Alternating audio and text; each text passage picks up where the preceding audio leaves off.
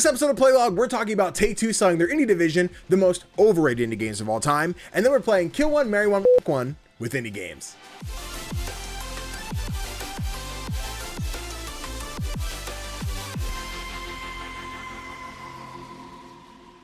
Hey guys, CGDannyB back again with another episode of Playlog, the podcast where we talk all things indie gaming, but of course, can't talk indie games alone because that's boring and you'll all be sleeping like I should be right now. But I've got my partner in crime, the Play Nice Kid themselves, Topher. What's poppin', homie? Well, I just want to congratulate you because you just like got smashed that goal last weekend during the charity stream, and just excellent work all around. Thanks, homie. It was a fun time. It was great.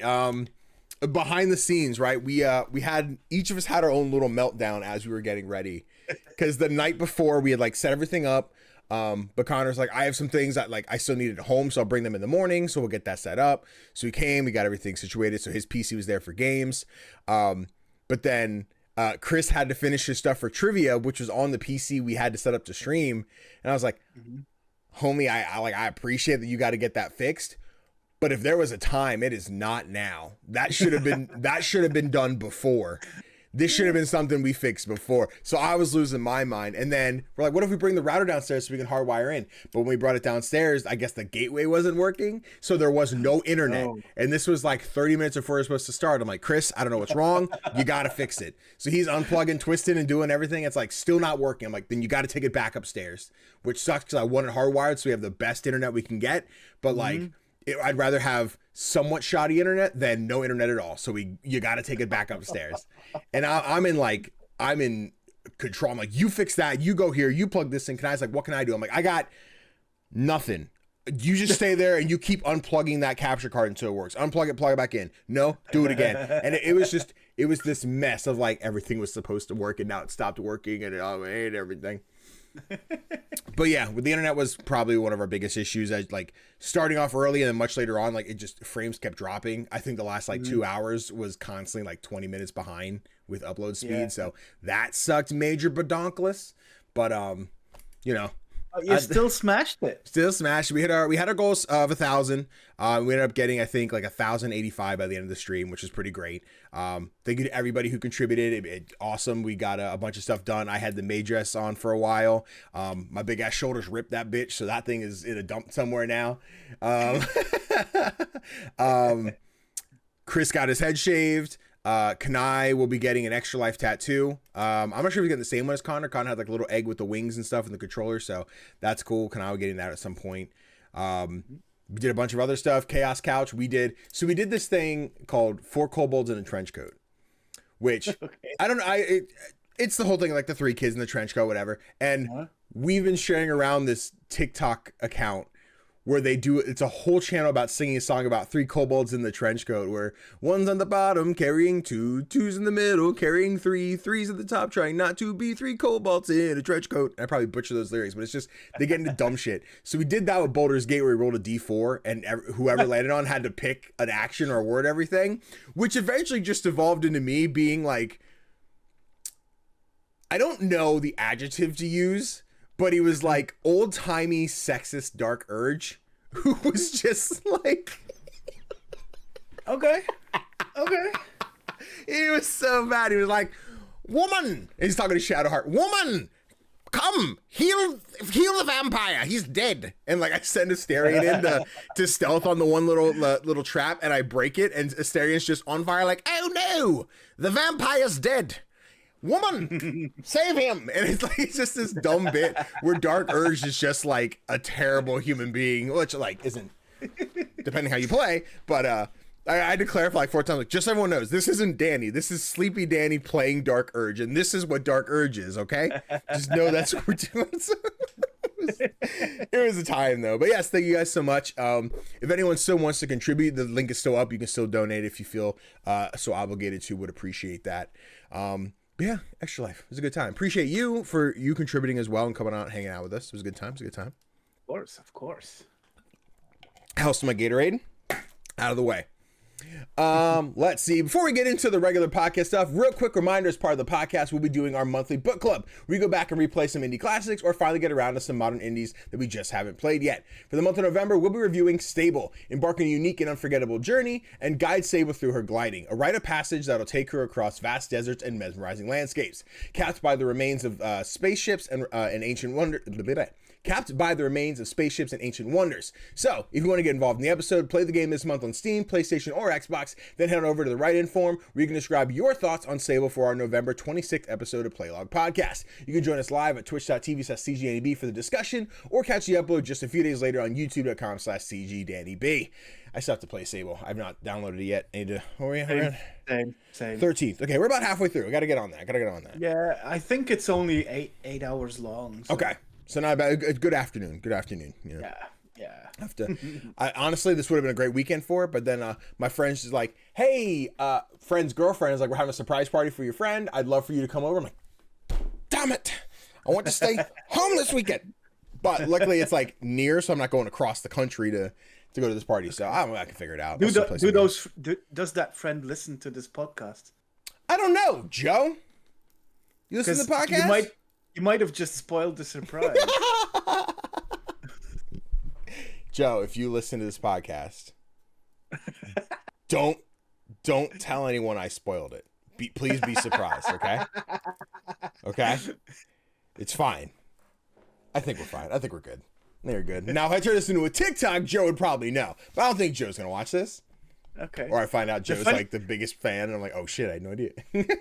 The funny thing is, before you mentioned his name, he might not have had any idea. It's true. But I didn't even drop a last name. It could be any Joe. It could be any Joe. We never know. Of course.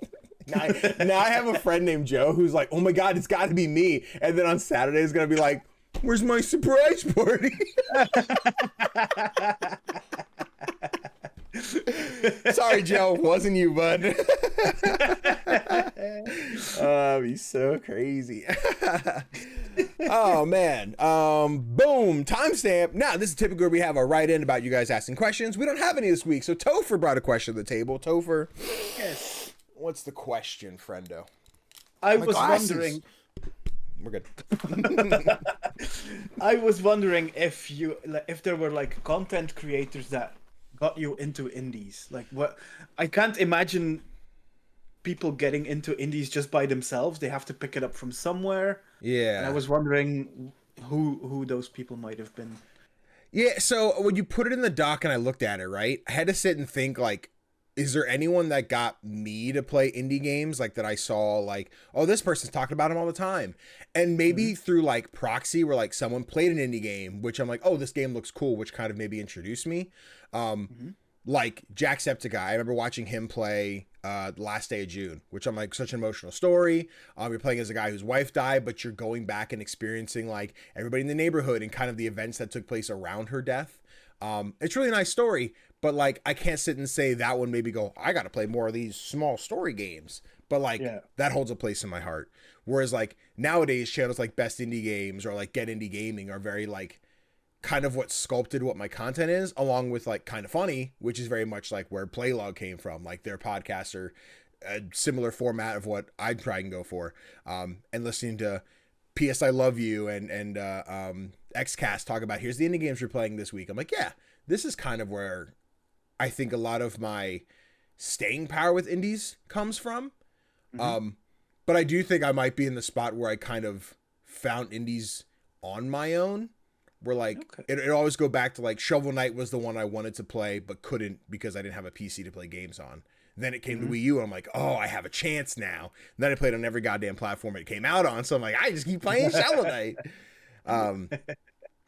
But yeah, and then probably just the combination of that with like PlayStation Plus every month, where they started giving a lot of indies, and that was always when people were like, "Oh, bad month again." I'm like, "Are you serious? This Doki Doki Universe, Binding of Isaac, I can't think of the name, Road's Not Taken." I'm like, these are cool looking games. I think these are fun. So I think that's kind of where it started. I just didn't have the word indie in my mind. So yeah. What about you? You got content creators who are like, I love indies. The first indie I ever played, I think, was Limbo. Okay. and I have no idea how I ended up playing that. I just cannot remember. But it didn't really get me into indie gaming. That only happened a couple of years later when I started watching Get Indie Gaming. Okay. Which you mentioned as well. Good channel. Good channel. Yeah, he just has this. He has so much passion for indie games, and yeah, it set me on a path that has led me to a podcast. Hell yeah, there we are. Did you see they announced they're working on a game now? Like that was their I'm excited. I'm gonna see what that turns into. I think I won't lie. I checked out maybe like 2 minutes before the video ended, so I don't know if they actually said what their game is. I think I was on my scatterbrain working on 5 things. Like, oh cool, they're working on a game. Next thing. So they might have said anything about what the game is, and I have no clue. But I assume they didn't. Same actually. Oh, we still support Get Indie Gaming. Yeah, absolutely. If you want to do like a crossover, Playlog Indie Gaming, what are we talking about? Okay, anyway. That would be cool. That'd be really dope. That'd be a cool ass collab. I'd be down. Oh, yeah. Yeah, guys, let us know which content creators got you in indie games and why it's Playlog Podcast. We in there. Now we're going to move on to quick indie news. We have 3 articles to talk about today. Some we missed with the Extra Life Chaos, and they dropped after last week's episode. So first, we're going to start with Tequila Works going through some struggles right now. They are indeed doing that. This one is from Victoria Kennedy over at Eurogamer. The article, Glint and Rhyme Studios Tequila Works files for insolvency, says prolonged market conditions left with no other option.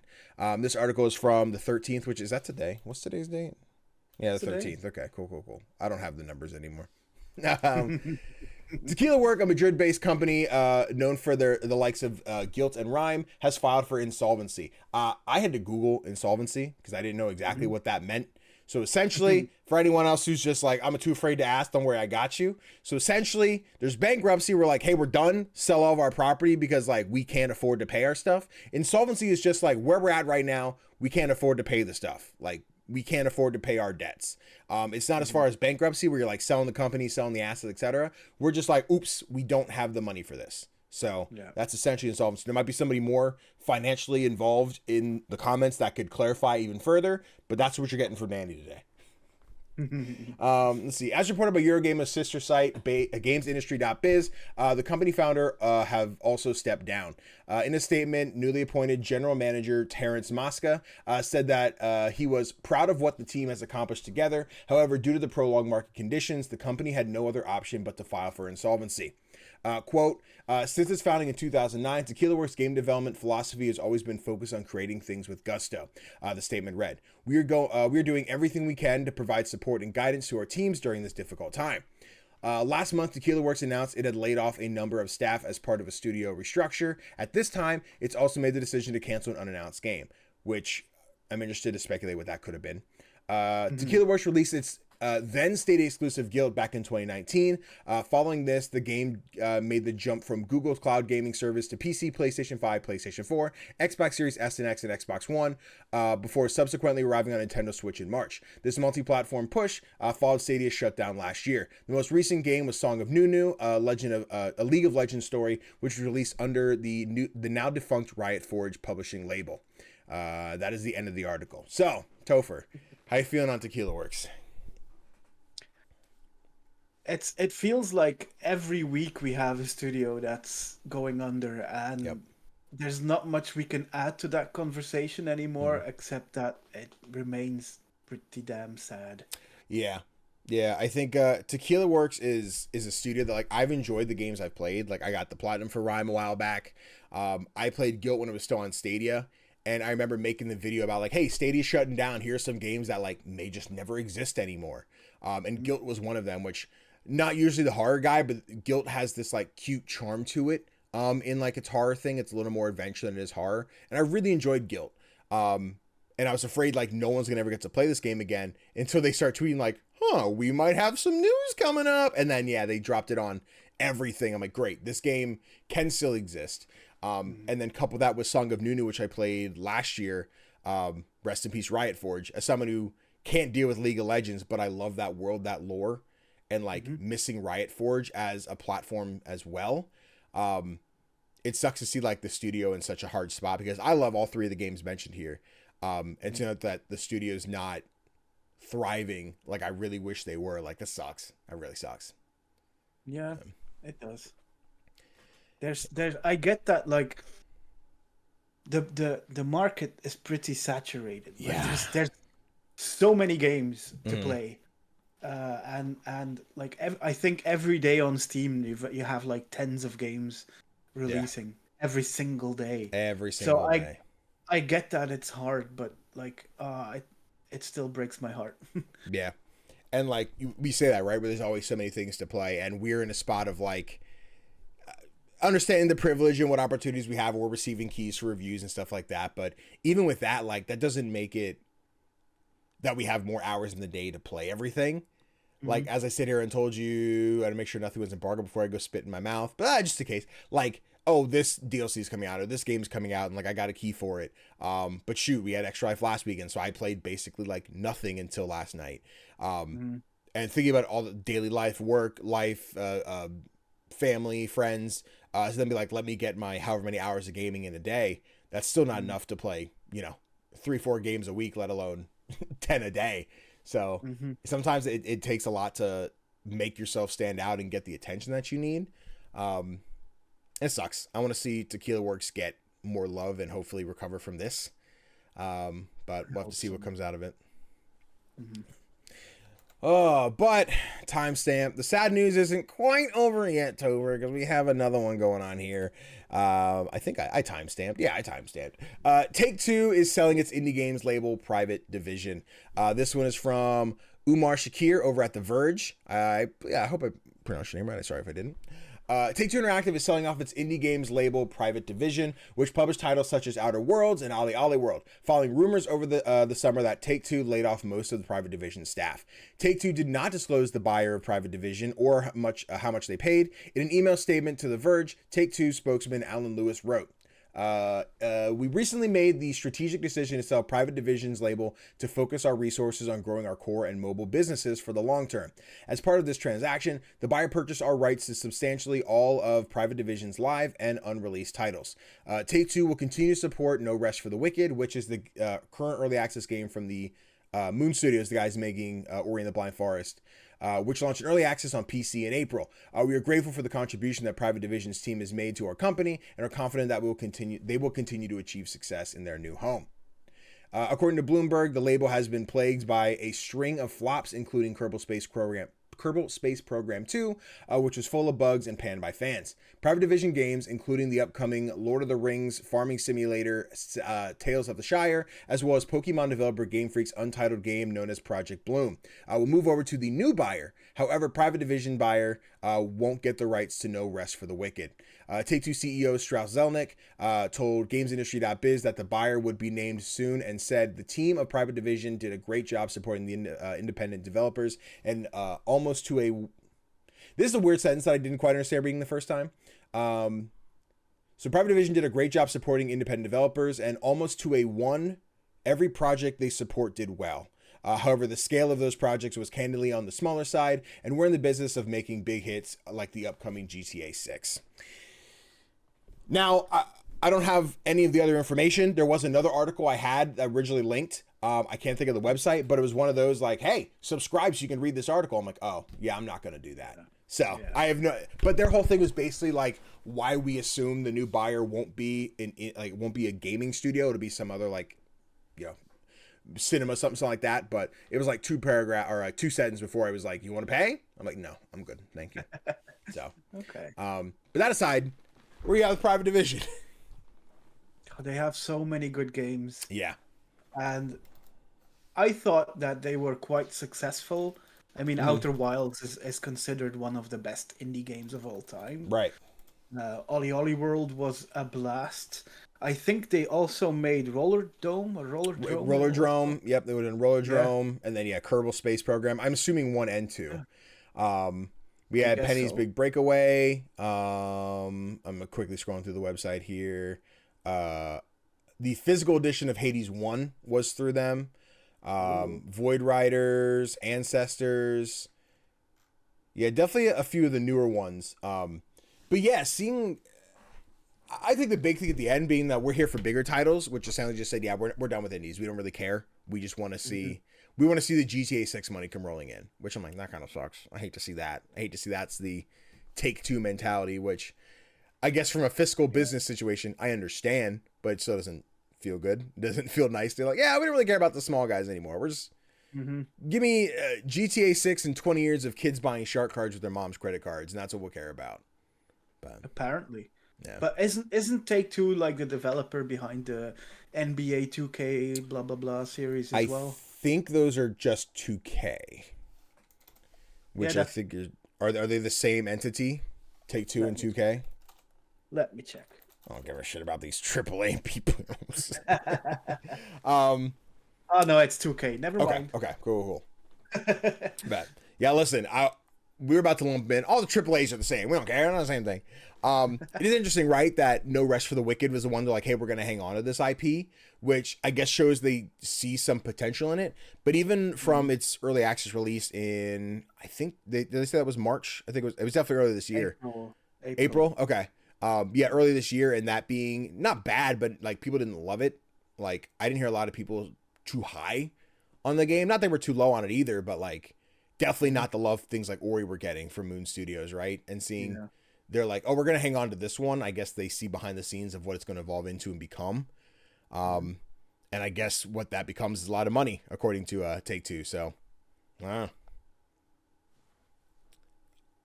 after yeah, I don't know. I want to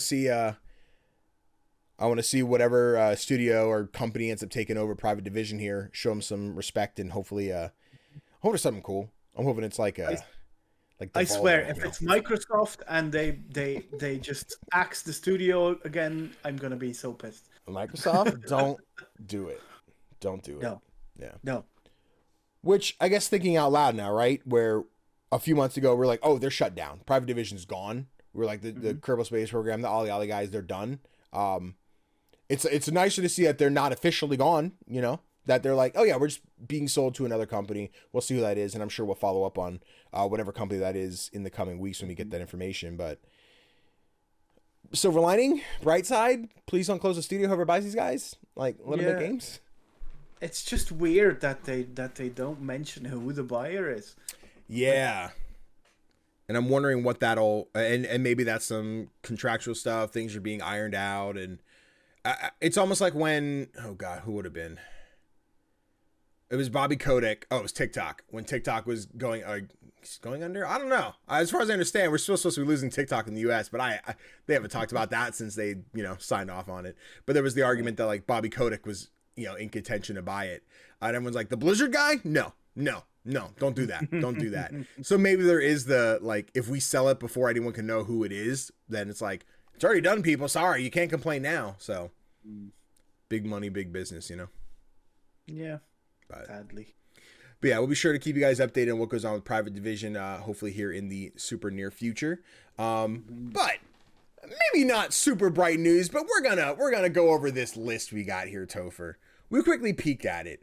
The gang over at DualShockers made a list of the 10 most overrated indie games of all time, right? And we're like, what games could be on here? Now, without spoiling yet, Topher, we both took a peek. Is that AI? I just noticed that's like AI Five Nights at Freddy's. Because he has like 2 layers of teeth down there. You see that? Oh, that's really gross. That's really disgusting. Ew. Damn. But I'm sure they just pulled it off of Google and didn't think anything of it. Now, in the most friendly way, Callum Marshall over from DualShockers, we're about to rip your list apart because we got some things to say. Yeah. So starting off, number 10, The Artful Escape, overrated. Have you played The Artful Escape? I have, and I really liked it. But I did too. This is one that I can understand people thinking that this is a little overrated. Yeah. Because it looks fantastic. But gameplay-wise, it's very limited. Yeah, I think this is one I played on Game Pass maybe 2 years ago or so at this point. And I fell in love with it. I love the style. And I think it's one of those, if you know what you're getting into, this, arguably on the verge of walking sim, just like a 2D platformer kind of walking sim, but you're doing it all to music. The vibe is dope. The visual style is insane. The thing is, when we say it's overrated, I'm like, how and when? Because I'm sitting here, I'm like, I know like 5 people who have played this game. I know more people have, but like not enough to talk about it. So I would argue overrated is the wrong categorization for the Artful Escape, but yeah. To follow that one up, we had number 9 is Stray. I told you I kind of agree with this one because I don't hate Stray. I just think it got a lot of love because it's a cat game, and most people are like, oh, I wish I could play as a cat in all these games. You can finally play as a cat, but it's okay. It's fine. Open world cat game's a little linear, but whatever. I'm trying to see, don't misunderstand. Stray has great qualities, such as surreal, but also it's a game with plenty of drawbacks. Yeah, so, and you can check out the article yourself if you want to see all the details. We don't spend too much time on it, but thoughts on that for Stray? I can agree on Stray. Like, okay. It's a very high production game, but it's very limited, and it has these racist undertones that I don't like. Okay. Robots, man, they be like that. Yeah. And cats can't do it. The first, like, hold up a second, what are we doing here? Neva, overrated. This one dropped last month. I loved it. It's in my game of the year conversation. Essentially, it comes down to the combat's there, but it's not great, and it just doesn't measure up to what Gris did, in the past. And I'm like, I disagree. I don't agree with that at all. I think you're insane. What are you talking about? Neva is perfection. I haven't gotten around to playing it yet, but when I saw this on the list, I was pretty sure that you were gonna be upset. Yeah, it's like, ooh, Callum. We're bringing Callum on the podcast next week. We're gonna have a conversation. We're gonna redo this list. We're just gonna be shouting at him because look at that one. This and 7's no better. What Remains of Edith Finch? Overrated. Hold on, let me see. Let me find. Let me see. The game had taken half the ideas presented through gameplay and refined them beyond more than a basic concept. It would have so much better than it currently is. In the end, it's a decent walking sim that perhaps gets a little more credit than it's warranted. What? This game is magnificent. The way they tell the story, there's so many different cool little mini games and moments and stories to be told. Like, it's really cool. Let me tell you, when I was reading the article, the entry for this one, and especially number 1 on the list, made it clear to me that Callum doesn't understand nuanced storytelling. Damn, Callum. You got Tophered, Callum. Because I'm sorry, if you cannot see that all of these different ideas, these imperfect ideas in Edith Finch are just the whole thing. Yeah. Like, it's about humans who are very imperfect themselves. So the reason that these mini games are imperfect is because they're talking about humans.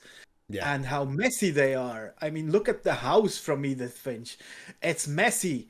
It's all over the place. And the game is supposed to be all over the place. And I'm sorry, I'm getting really angry. But if you just don't understand, that's fine. That just don't make an article like this then. Edith Finch, they did you dirty. You deserve better. Yeah. Number 6 was Viewfinder. One that I'll say 60-40 on for agreeance. I still think this game is really cool and great. I've always mentioned I did a disservice to myself by playing the demo because that magic of hopping into it and being like, oh my God, I put the photo up and the thing happened was like, not wasted, but like I used it on the demo. So as I did in the full game, I'm like, oh, I've been there, done that. Now I just have to play through the puzzles. But I think the biggest thing on this one is that like it kind of starts to build at the end narratively and then just kind of peters out. I'm like, I can agree with that. I think the story kind of just plateaus and then just kind of drops. So I wish it ended a little stronger, but I still think overrated is kind of harsh. But yeah, it's harsh. Yeah. I never got around to finishing the game for some reason. Oh yeah, it was hated it. Because I bought it on PS5 and then I sold my PS5. All right, PlayStation, here's what we hear. I need you to send me a PS5 Pro so I can send Topher my PlayStation 5 base. Or just send us both a pro, and then I can do my PlayStation setup, Just don't watch the episode where we talk about why you should buy indie games over PS5 Pro. That episode didn't happen. That never happened.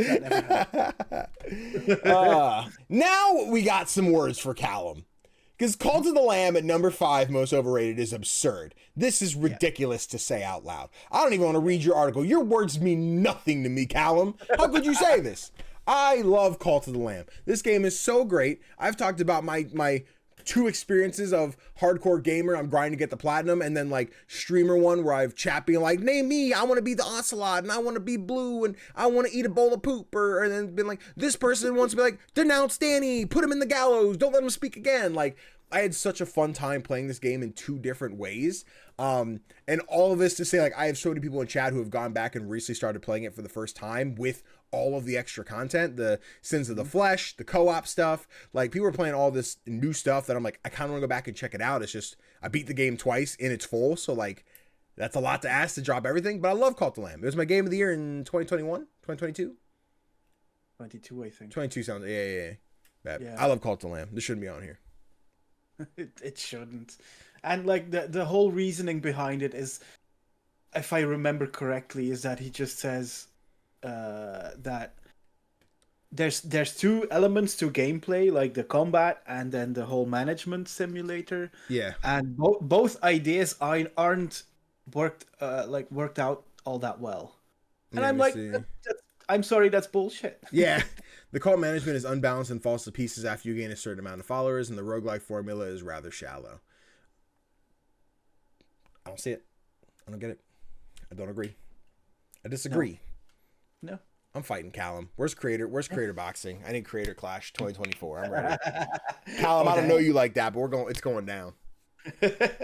Sign me up, iDubbbz. Yeah, that's who it does. I guess Callum put the shocker and DualShocker. Listen. If that's where you leave the mark, it's okay.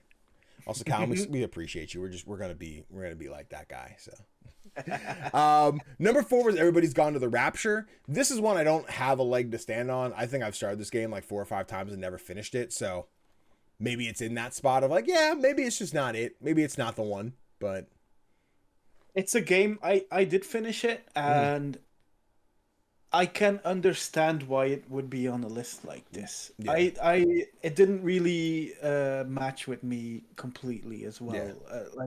Yeah. When the game was done, I was like, was that it? That's all? Okay. So I'm not really sure why it gets that amount of love, but still, yeah, it's a good game. Okay. Fair enough. We do the slow plotting pacing, even for a walking sim, the lukewarm story, and the fact that so much of the story can be completely missed through no fault of your own. This remains one of the weakest walking sim experiences I've ever played, and as a self-professed walking sim enthusiast, it ranks low on a long list. You can't call yourself a walking sim enthusiast and then put Edith Finch on this list. No. No. Callum likes Firewatch and that's it. It's the only good walking sim. It's Firewatch.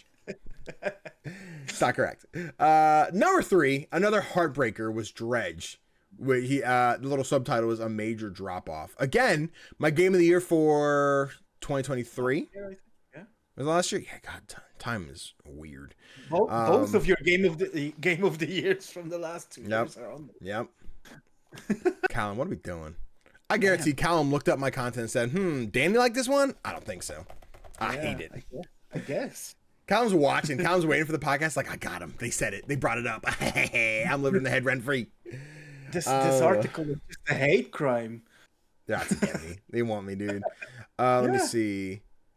I wish the game had managed to maintain the tension for its opening throughout. I wish the game had more upgrades, a little less impressive to maintain a sense of tension and peril. And I wish the game had offered a less predictable ending. All in all, it's a game that's worth playing, but it fails to stick the landing as an all-time great. And that's another one I don't see. I think the ending is, how do you see it? Like if you did the true ending, or you just did like, I finished the game.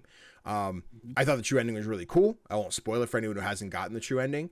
But I think Dredge is such a great loop of like run out, do the thing, drop it off, whatever. Like if you like, monotony is like the wrong word to use, but if you like that loop of doing the things over and over again and then finding like new fish, new equipment, new pieces to your ship, upgrading it, increasing your storage, if you like the Resident Evil inventory system of rotating stuff so it all fits in the same spot, it just hits like so many great notes. Like Dredge is damn near perfect.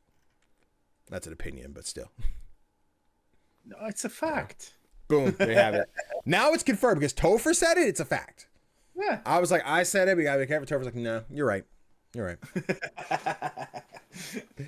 right. Number 2 is Five Nights at Freddy's, a franchise I don't love. I don't like stand by any means, but I can see the 7-year-olds being like, how could you say this about Five Nights at Freddy's? I've never played a Five Nights at Freddy's game. If you watch Markiplier play, you got it. You're good. listen. It's a jump scare game. I do not do jump scare games. Mm-hmm.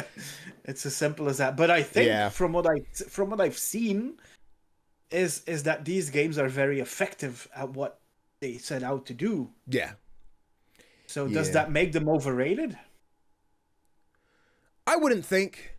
I think this might come to the thing of like, because all the kids love it and all the merchandise and all the and the movies and everything else that exists now, it might just, too much love for a franchise that's so basic. Okay.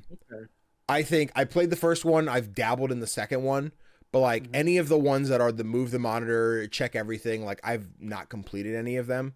I finished Security Breach, but like even that one, which was supposed to be like, this is the FNAF I'm going to love, had so many bugs and issues where I'm like, wow, this sucks so much, because I was so ready for this. And like a little bit of context. So you play as Gregory and you can, I hate phrasing it, but you can climb inside of Freddy, who's like it's like mech mode. And then the button to get out of Freddy is also the interact button. So there's one level where you're running from Roxy, the wolf. And then when you beat her, you have to climb into a cart and then run her over in the street. I was inside of Freddy. As I went to climb out, I also I hate it. I hate it. No, I was inside of Freddy. But I went to climb out, which also initiated the cutscene, but because I was still in mech mode of Freddy, it broke the entire game. So the cutscene happened, but it didn't spawn me where I needed to be to finish the scene.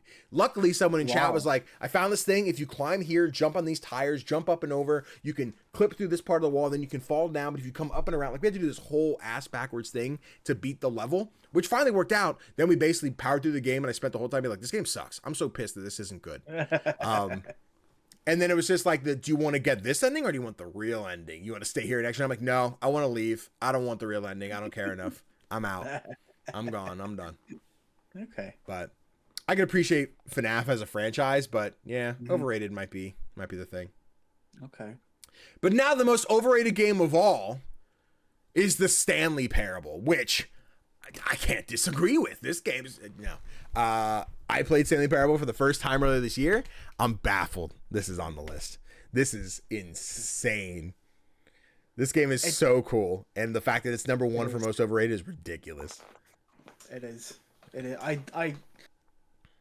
like. There's nothing that Callum states in the article that I agree with. The Stanley Parable. Nothing.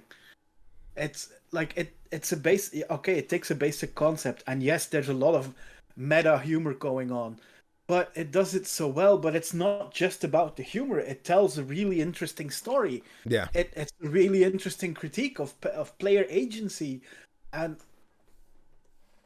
I'm not gonna start ranting again. Yeah, I guess I get you.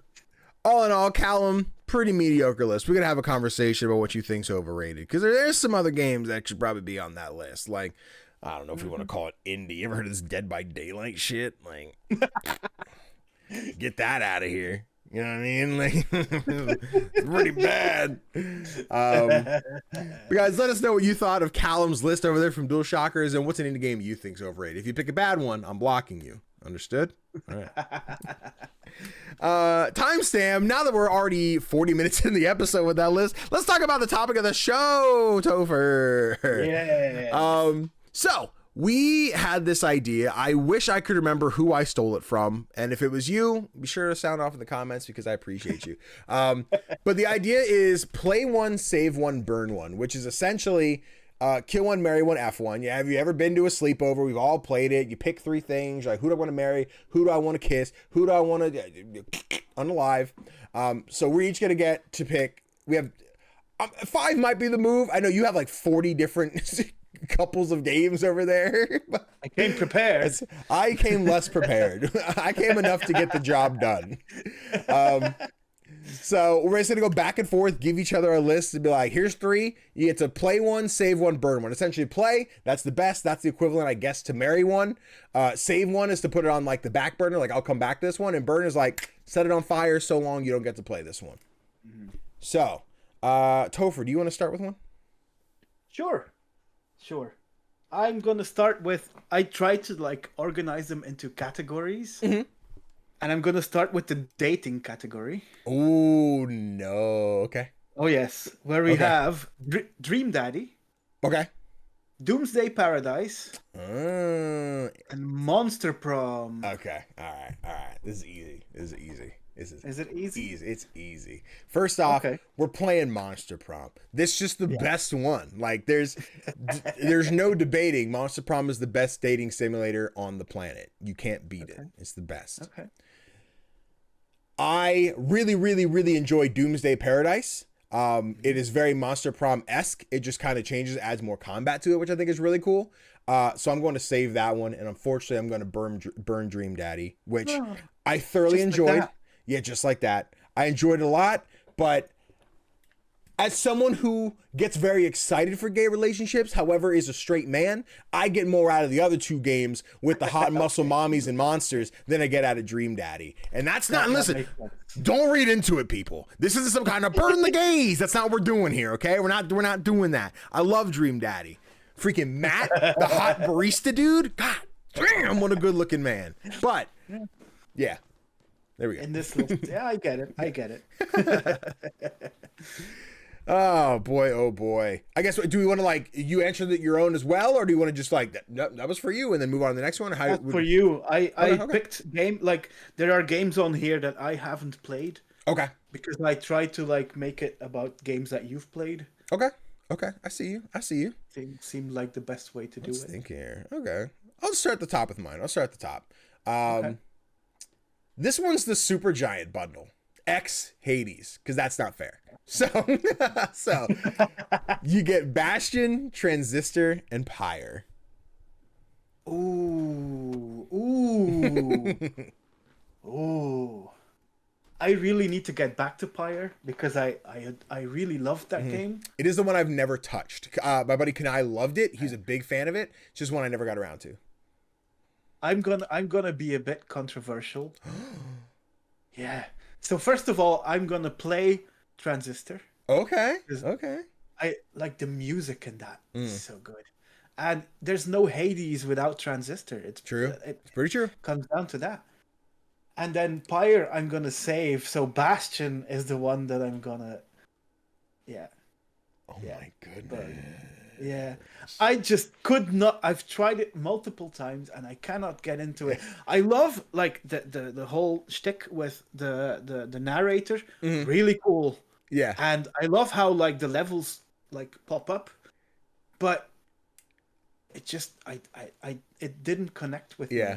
I get you. Yeah, I have never finished any of the Supergiant games aside from Hades.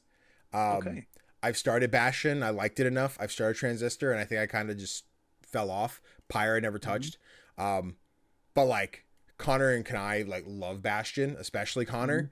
Like I have this running bit, and I don't know what the actual line is anymore because I do the thing where I say it wrong. But it's like something about the mail delivery service or whatever it is in the game. I forget what the line is, but I just go like, "It's mail time, kid," and like that's not the line at all. But like I even made a dumb meme where it's the kid from Bastion going like, "It's mail time, kid." Okay, that's really cool. Yeah, it's funny. Cool. It's a funny time, dude. Alrighty, hit me with the next one. Okay, this one is the action-focused one. Okay. And I'm really, really curious. Mm-hmm. So you've got Hades, Mm-hmm. Cult of the Lamb, Mm-hmm. and Death's I knew you were Door. gonna put Death's Door in there. God damn it. Oh yeah.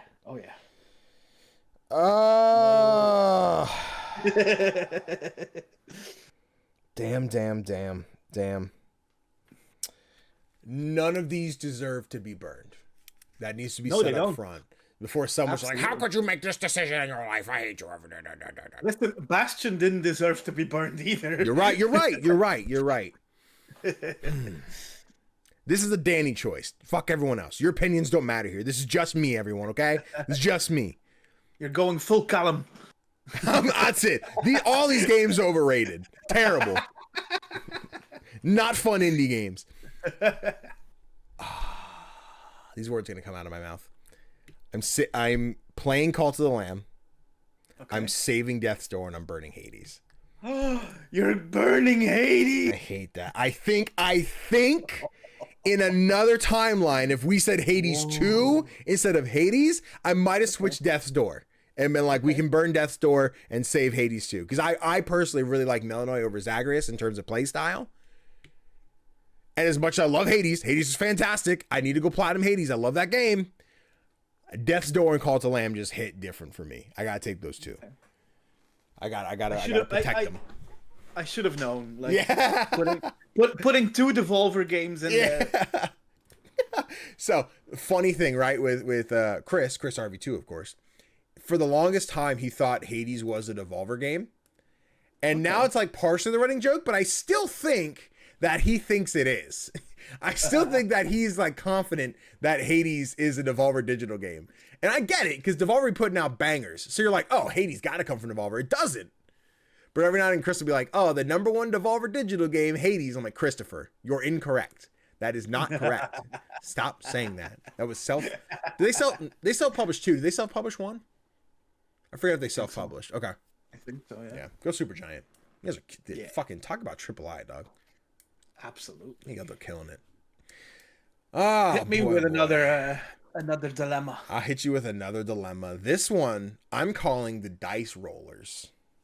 We're rolling some dice in this one. You get Citizen Sleeper. Oh, play. Okay. Disco Elysium and Baldur's Gate 3. Okay. Oh damn. Okay. Listen. I'm sticking with Citizen Sleeper. Okay. Because that is one of the best games of all time. And I will save Baldur's Gate. Ooh, okay. Yeah. Means you gotta say it. You gotta say the other one. You gotta say it. I'm burning Disco Elysium. Oh my god, I can't believe I said it. Oh my god, Topher said it, everybody. What? Okay. I didn't burn Hades. Okay, well, look. No, listen, Disco Elysium, as much as I love that game, there are a couple of things that are less lovable. Okay. For example, you've got Kuno, who's like this really, really mouthy kid who keeps shouting at you while you're trying to investigate, but he's pretty racist. And aren't we all, though? You know what I mean, Topher? Like, aren't we all just... I get that, like... Didn't deny it. Racism is a thing. Yeah. It exists, and it makes the game realistic. Sure. But still, it sticks out a little. Like, was it really necessary? I'm not really sure. Also, the ending of the game didn't completely stick the landing. Okay. And just comparing, like, I think you've got 20 hours with Disco Elysium. I think Baldur's Gate allows for like hundreds of hours. So many hours. And yeah, most of the time you ain't even beat it. Hundreds of hours not beating the game, guys. Exactly. Yeah. No, it's valid. I thought you would switch. I knew you'd save Citizen Sleeper, but I thought you would burn Baldur's Gate and save Disco Elysium. So I'm interested. That was the flip. I also realized on my list I take. There you go. Yeah. Baldur's Gate's a banger. Also, Belgian games. God damn it. Oh, you know what? Honestly, didn't really think about that. You're right. Oh boy! All right. So you went Yep. went with the dice rolls. I'm going to go with the card games. Okay. Okay. And I Oh, think God, you which one might was it? be able to guess which ones I have for you. I can think of Wild what Frost, Yeah. Inscription, Uh. and Balatro. Yeah. Yeah. Yeah, yeah. Yeah, indeed. I especially watched your video on different indie card games to select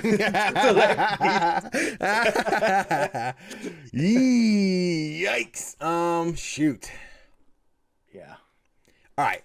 We're playing Wild Frost. We found that out last week. Yeah. Danny stands Wild Frost. We love Wild Frost. Over Balatro? Yeah. Yeah. Yeah. Okay. Okay. Wild Frost has cuter art. I get it. Gazeter is like my favorite internet artist, period.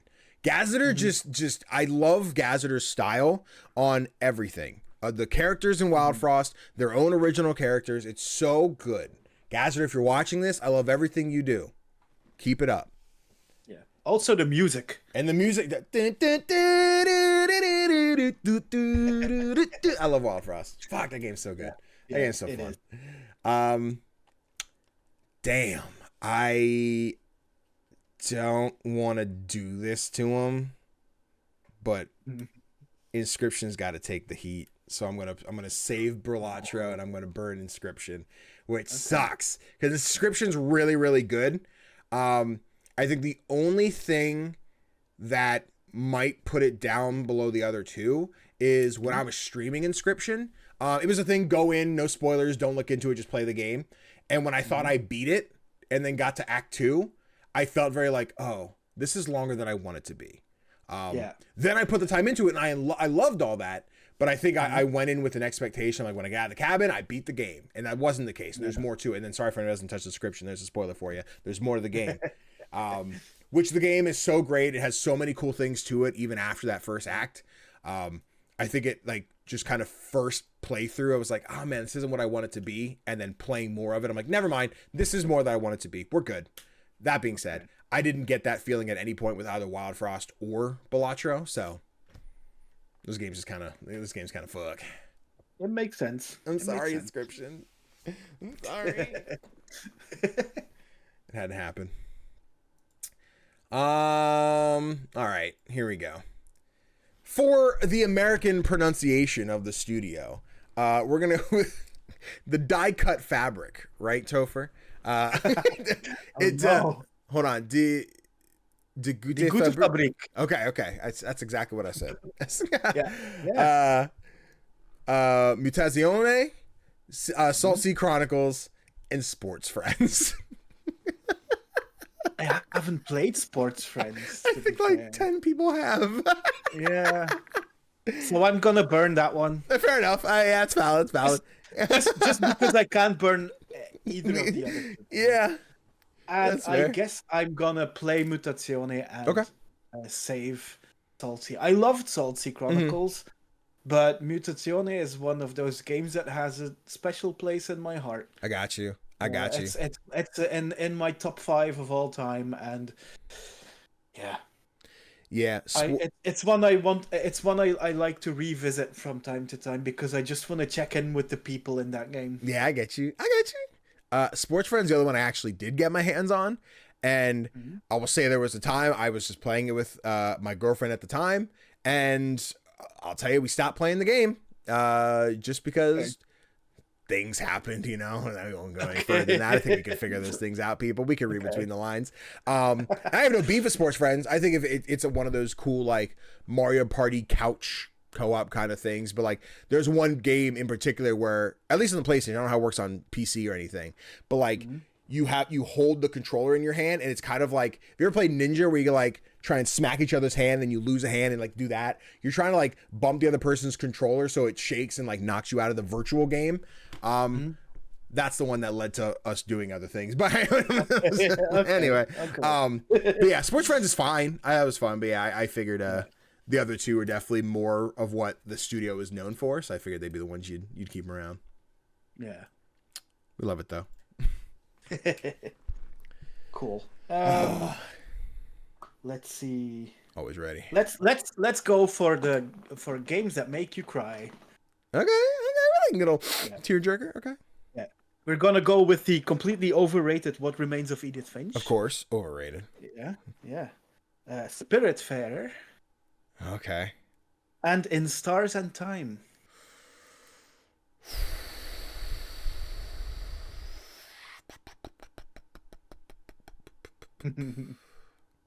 Damn. I tried to make these really difficult. That's really hard. That's hard. Another one where none of these deserve to be burned. No one deserves to be burned here. No. Also, are you gonna like make Daphne sad? Maybe. Ooh. I don't think so. So first off, we're playing In Stars and Time. That is an underrated gem that more people need to play. And all of you out here are just like, Undertale, go play In Stars and Time, please. Please go play In Stars and Time. You're missing out. What a fucking story. God damn. I shouldn't have been crying at 4 a.m. like I was, but god damn, In Stars and Time is something else. I hate it. I'm gonna save Spiritfarer and burn Edith Finch. Oh, which sucks. See, it is overrated. It is overrated. You know, Callum, I apologize. You were right. No, I get it. Like, yeah, Spiritfarer really hits. As well. I think in a world where I've played Spiritfarer twice and I've played Edith Finch twice, and I know how much more enjoyment sounds like I didn't enjoy Edith Finch. But how much more enjoyment I got out of experience Spiritfarer a second time compared to Edith Finch a second time. I think Edith Finch is very like, you got the story. You could go and experience these minigames again, but I don't think it's any better going and doing it a second time, maybe. Whereas Spiritfarer, like going back and like, oh shoot, I did know this about this guy, but I forgot this happened, and like get to experience what these characters are going through and what their life story is. And then, and you can listen to our podcast where we reviewed Spiritfarer in 2024. But yeah, I think that's how it's gotta be. Yeah. Sorry, Edith Finch. Or Brony. But speaking of Spiritfarer, the next one, we're gonna go with some book club gems. Okay.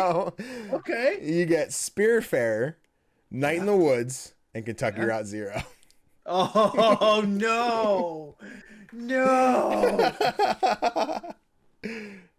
All of which you can find our book clubs here on youtube.com/CGDannyB or Spotify, whatever you're listening to. We did book clubs for all 3 of those games. Yeah, and Danny loved all 3 of them. I love 2 of them. Oh boy. I loved finally finishing the other one. I'm gonna say play Night in the Woods. Okay. That's another one of those top 5. Of all time kind of games, especially because I love May. I love May. She's the worst. Yeah, she kind of sucks, but we love her. Yeah, and I'm gonna save Spiritfarer. And the reason why I'm gonna burn Kentucky Route Zero is because it sucks. It really doesn't. And I still feel that way. Like I still feel like it's a special game. Yeah. But playing it for the book club and being like on that timer, having to have it finished, I was like, please go faster. Yeah. Yeah. And like I can appreciate the slower gameplay and lots and lots of reading. But when you're trying to get through the game in time for the podcast. Yeah. I was just, oh god. Yeah. Which is so funny, right? Because like I could say that for all 3 of these that we played, Spiritfarer, Night in the Woods, and Kentucky Route Zero. And I've done my bitching and moaning about Kentucky Route Zero. I didn't like it. That's, it's each their own, like it or not. But like I definitely had that like the podcast in 2 days. I gotta finish these games. I gotta knock them out, do whatever.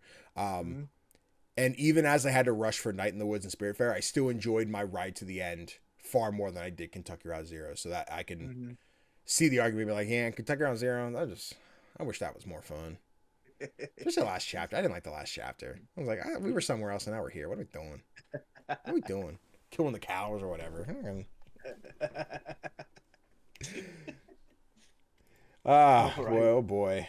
Hit me. How many do you have left? I have 2 left if you want to do that. Two left. Yeah. But I just there's one I'm saving for last. Okay. Okay. And I'm just so before that one, Okay. we're going for the Devolver one. Oh, good, because I have one called Devolver Johns, and I never finished it, so I don't have a Devolver one. Okay. Okay. The Devolver one Okay. has Neva, Okay. The Messenger, and Katana Zero.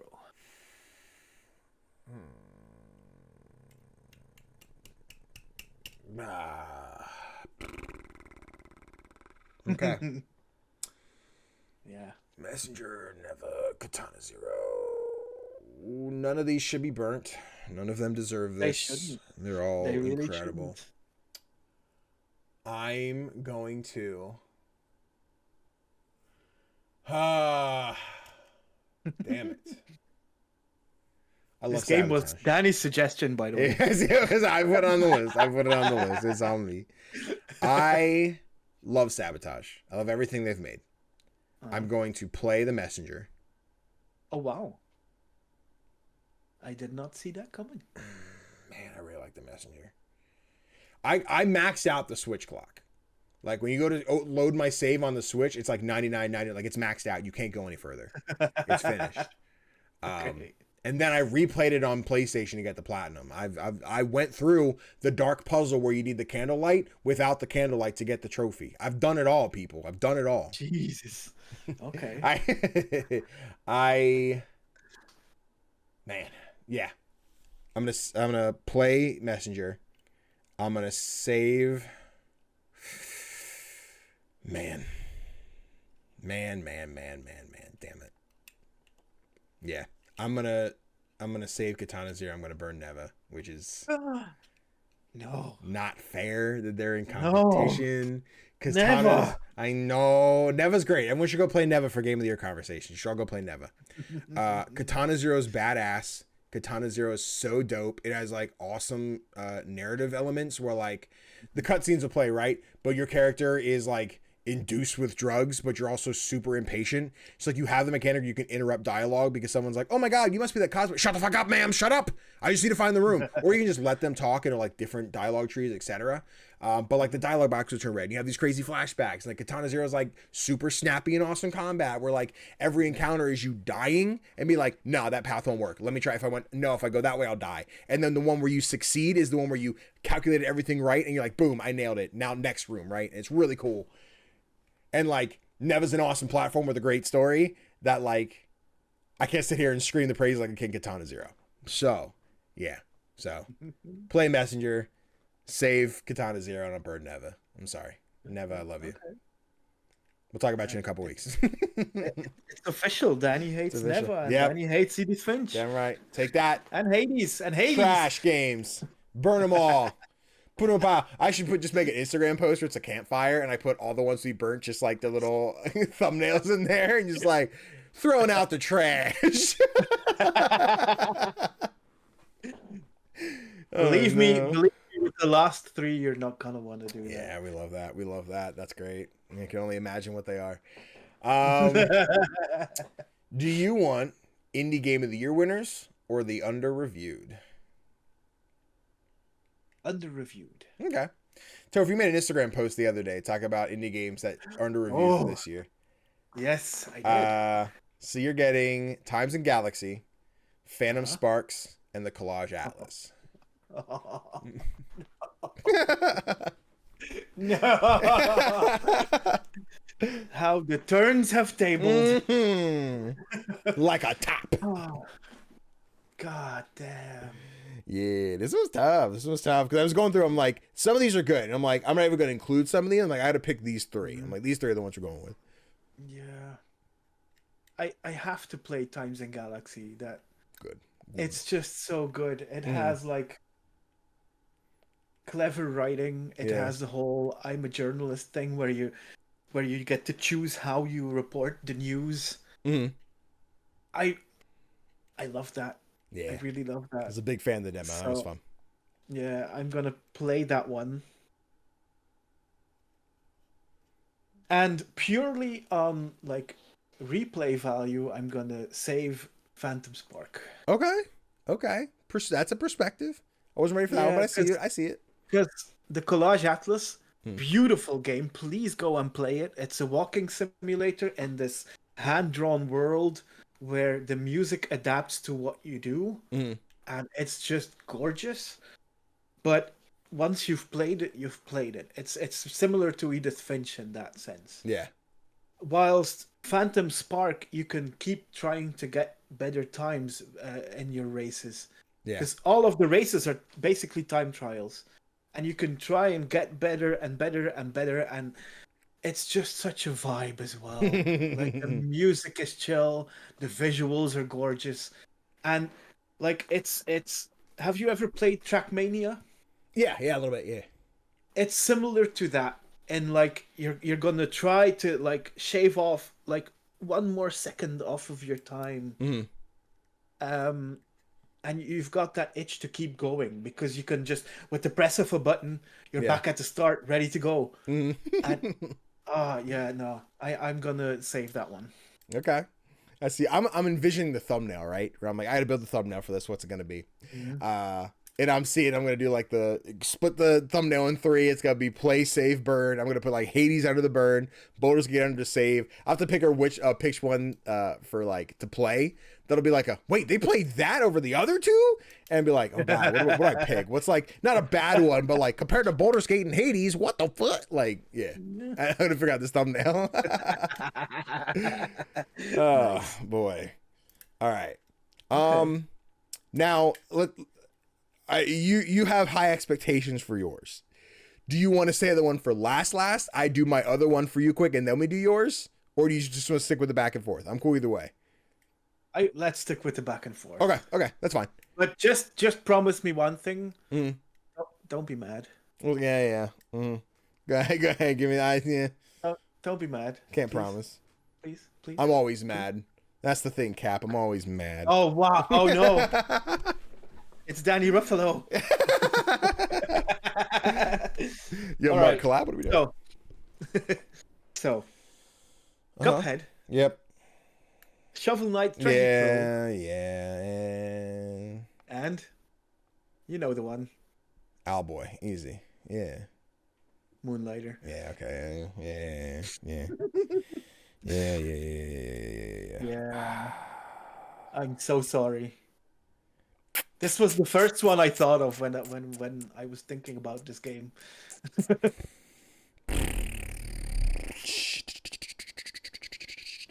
These are my favorites, guys. These are my favorites. So, I think if I've gotten to know you a little, that these are your 3 favorite games. Yep. They would be. Or your 3 favorite indies. Yeah. I think they'd still top it. If I made a top 5, these 3 would still probably be on there. Okay. Man. Together with Dead by Daylight. Yep, that's the one. That's number 1, baby. We love that game. I love hating myself every time I pick up a controller. Dead by Daylight. Let's go. All right. I think this is going to go away. I would normally not expect it to. But I'm going to think as someone who has played these games multiple times. But which ones I've played the most, I'd be like, you know what? If I didn't ever get to play it again, I'd be sad. But that's okay, because I get to play other games. I'm going to play Moonlighter. Oh, wow.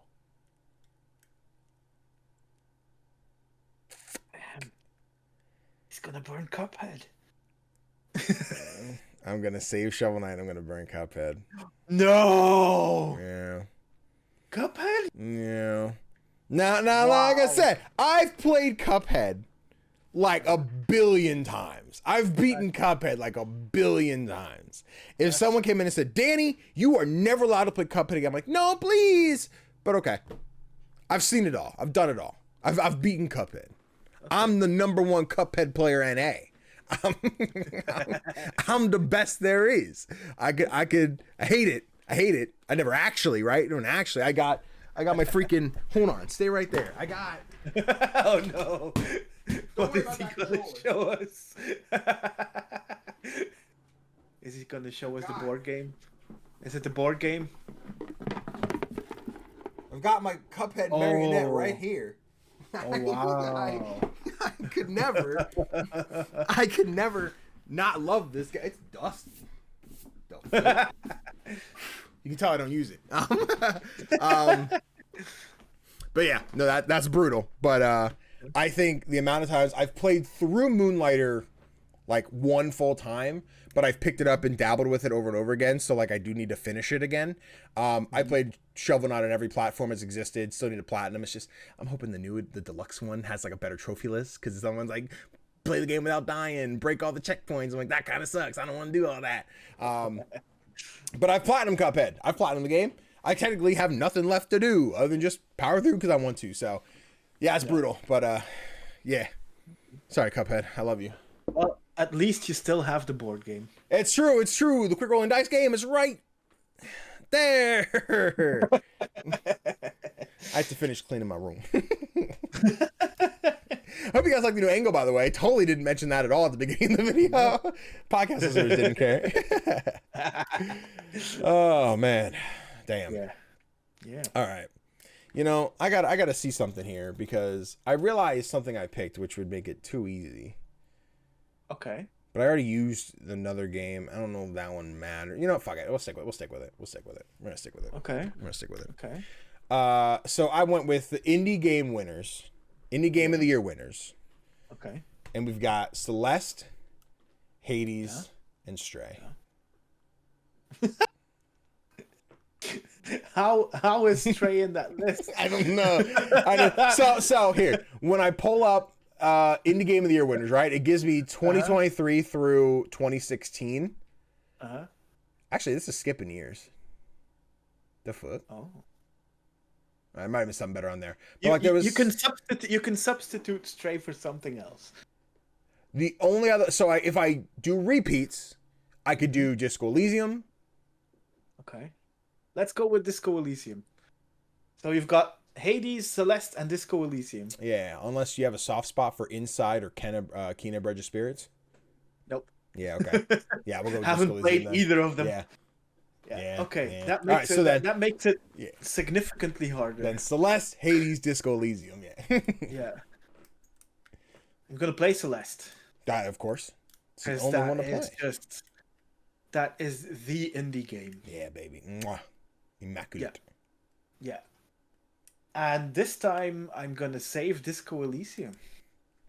We're both burning Hades. Burn it to the ground. let me tell you why. Hades is bad. That's why. No, I really like Hades. Yeah. But the thing is, I'm too bad of a gamer to be good at Hades. I have never even reached Hades. Okay. Because I just cannot get there. It's and tough. like I loved playing it, I loved trying, but a game I literally can't finish. Yeah. I'm not gonna save or play that one. That's valid. That's fair. So, yeah. That's fair. Damn. Okay, so Hades is definitely getting burned on the thumbnail. You guys can. Yeah. That's a lock. We're burning Hades. Damn, that's crazy. That's crazy. Sorry, Hades. Get got. Sorry, Hades. Oh man. Now, no, you have more. I have another. I didn't do the Devolver Jaunts, and then I did one that was Topher's Babies, but the only one I had on there was Slay the Spire. So I was like, I had to think of more, and I didn't have time to.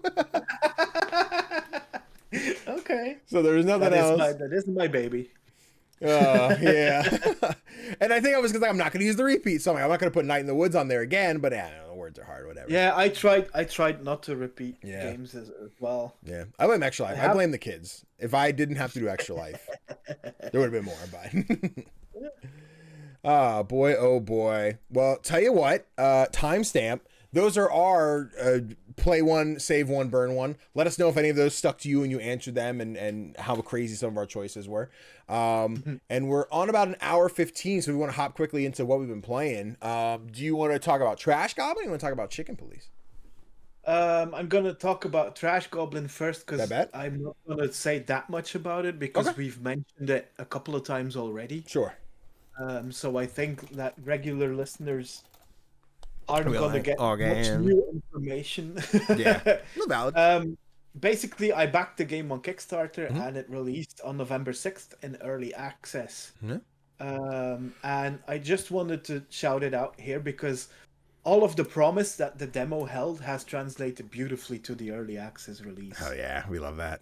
It's just like I'm not even that far in yet, but I already know that this is gonna be my go-to game for like relaxing late at night before I go to bed. Just cleaning my trinkets, selling them to interesting characters, getting to know what they want. Like, it's such a chill time, and even like you could think that there's time pressure since you don't always have the item that your customers ask for. Right. But if you don't have it, they will wait for days on end until you get it. Yeah, I'd never let that happen, so I didn't know. Okay, cool. Yeah, I had a customer come to me on like the third day and late in the evening, and I didn't have the item they wanted. So I tried unlocking a new trinket. Yeah. And it wasn't that. Then I had to skip to the next day. I cleaned a couple of trinkets. None of them were what they asked for. Okay. So I had to skip to another day. And then finally I got the item they wanted. And I went back to the customer window, and they were still there, and they were still happy to pay me for my work. They stay there. Do they like leave and come back? Or they're just there in the rain night and said like, did you finally get that bedpan? Because like, I'll go home. Yeah. Okay. Yeah. The only annoying thing about that is that you can't get another customer until that customer has left. Okay. So I didn't have any income for that day. Got it. Ooh, yeah. That's not kind of rough. But at least they don't get mad at you. I said, at least they don't get mad at you, you know? No, exactly. It's the chillest of times, and I adore it. Hell yeah. That's great. I'm excited for that one. I haven't a chance to hop in yet. Haven't played other Kickstarter stuff, but yeah, Trash Goblin looks so good. It's definitely like the first banger of the month, and I'm excited to see more people playing here. What have you been playing, Danny? Let me tell you, I've been playing a little bit of Two Falls. Okay. So this is a game we both have received a key for this one. I think you said you loaded up a little bit. I just finished chapter 3 like moments before we sat down to record here. Okay. So I'm not super far into it. But essentially it is this first person, we'll almost say walking sim. There's a little more interaction than that. But you take on the role of two different people. I think it's Gianna and Maikon. Gianna is a woman who gets the shipwreck, and only her and like the captain's dog survive. And you're like exploring this island, like how do we survive? And then Maikon is native to the island. You're on your way to Quebec, so I'm guessing we're in Canada area. I'm not entirely sure geographically where we're at. I would say the game is absolutely stunning and gorgeous. All the environments I'm walking through are super pretty. It's definitely got a stylized thing to it with the characters. But like the environments, gorgeous. Sometimes that makes performance a little rough for like the game ran well, but I've not been able to capture my own footage just because the footage then comes up super choppy and poopy looking. So I'm like, I can't really record any of my own stuff. But I've enjoyed what I played. I think my biggest critique is the pacing is a little slow. I'm not in love with it. It has those telltale tendencies of like you pick a dialogue option and then normally it's like this person will remember that, but like every choice has a this person will remember that, but instead of that it is a Gianna's will has grown more like this, or her attachment to a religion has become more dogmatic, or like, and the dialogue won't continue until that like phase, right? So it'll be like someone says something, you pick X or B, they lock in, this is how your emotions change, which I haven't seen come into play yet, and like how those stats matter. Okay. And then after that fades, the person will continue to talk. So sometimes the conversations get a little slow. I've had a couple moments of this like escort mission type thing where like the guy in front of me is walking just slow enough where it's like fast enough that I can't walk, but too slow that I can't sprint. Where I'm like, I can't find a good pace to do this. Sometimes there's no conversation during that, so it's just kind of quiet. So pacing's a little weird.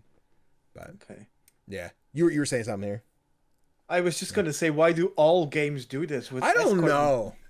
I don't Just get the know. speed right. I'm wondering if there's a behind the scenes game of I'm like, we make it slow because of this, like because of these things. Like it has to happen. And like maybe it's a player engagement thing. I don't know. And I say it as like it hasn't ruined the game for me. It hasn't made me go like I gotta stop playing this. I intend to go back and continue to play more.